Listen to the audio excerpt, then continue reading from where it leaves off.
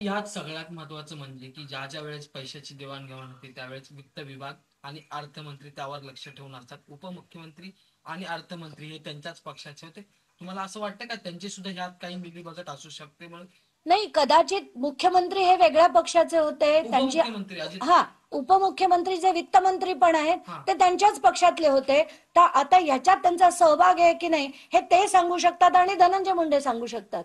पण ह्या सगळ्या गोष्टी झाल्यात, तातडीने केल्या गेल्यात, ह्या सगळ्या गोष्टी समोर आलेल्या आहेत. आणि एक महत्वाचा मुद्दा राहिला की 14 फेब्रुवारी 2024 त्याच वित्त विभागाने अजून एक GR काढलं होतं आणि वित्त विभागाने असं म्हटलं होतं की 15 तारखेनंतर म्हणजे 15 फेब्रुवारी नंतर कोणीही कुठलाही आर्थिक व्यवहार करू नये, कुठलीही खरेदी करू नये.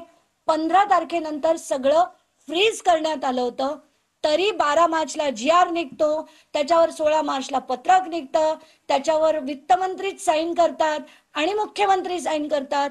इतका सगळा जोर गोंधळ चालू असेल त्याला आपण